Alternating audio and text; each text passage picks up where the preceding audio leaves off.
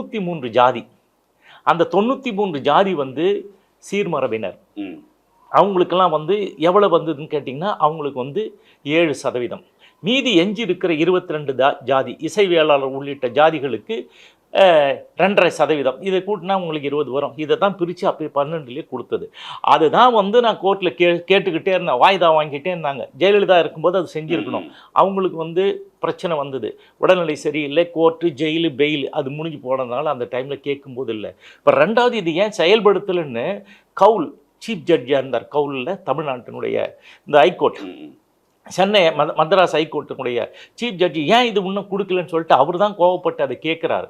அப்புறம் தான் எல்லாம் சொல்கிறாங்க. என்ன சொல்கிறாங்க, 15 நாளில் இந்த வன்னியர்களுக்கு இந்த ஒதுக்கீடு கொடுக்கணும்னு ஃபைனல் ஆர்டரே போட்டார் 2015. நீங்கள் அதுக்கும் ராமதாஸுக்கும் சம்மந்தமே இல்லை. ஏங்க அறவே சம்மந்தம் இல்லைங்க. அதுக்கு எப்படி நீங்கள் அவ்வளோ சொன்னாலுமே வன்னியர் ஏங்க அவள இல்லை, நான் தானே சொல்கிறேன். வேற எவனா நீங்கள் சொல்கிறீங்க.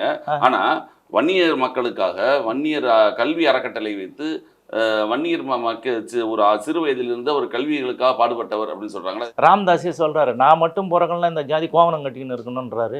ரோட்ல தான் ஏன் கிடக்கணும், நான் வந்து தான் எல்லாம் பண்ணேன் அப்படின்னாரு. என்ன பண்ணாரு? ஒரே ஒன்று ராமதாஸ் எதாவது பண்ணதுக்கான இது இருக்குதா? இல்லை. அதான் கேட்டேன், நான் உங்களுக்கு கேட்டேன். வன்னியர் கல்வி அறக்கட்டளை மூலமா பல்வேறு செயல்கள் செஞ்சுட்டு இருக்காரு இல்லையா? என்ன வன்னியர் கல்வி அறக்கட்டளை என்ன பண்ணாங்க, உலகத்தில் இருக்கிற உத்தேச நிகர்நிலை பல்கலைக்கழகம்னு அப்படின்னு ஒன்று கண்டுபிடிச்சி அதுக்கு வந்து எல்லார்கிட்டையும் பணம் கேட்டார். உலகத்தில் இருக்க வன்னியெல்லாம் கொடுத்து உதவுங்க, இதை வச்சு நம்ம குழந்தைங்களுக்கு, வன்னியர்களுக்கு, ஏழை மக்களுக்கெல்லாம் நம்ம படிக்க வைப்போம் இலவசமான. ஒரே ஒரு ஆளையாவது இதுவரையும் படிக்க வச்சிருக்காரா? அதுக்கு முன்னாடி அந்த பணம் எல்லாம் யார் சேர்த்து கொடுத்தா? அந்த காடு வெட்டி அது மாதிரி நிறைய பேர் இருந்தாங்க. அவங்கெல்லாம் வந்து இந்த சமுதாயத்தின் பேரில் பற்று உள்ளவங்க.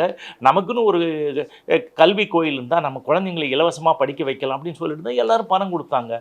பணம் மட்டுமா கொடுத்தாங்க, செங்கல் கொடுத்தாங்க, கம்பி கொடுத்தாங்க, சிமெண்ட் கொடுத்தாங்க. நிறைய பேர் அங்கே வந்து வேலையும் செஞ்சாங்க. உலக அளவில் இருக்கிற வன்னியர்கள்லாம் கொட்டி கொட்டி கொடுத்தார்கள். அப்படி கொட்டி கொடுக்கப்பட்டதை நீங்கள் என்ன பண்ண?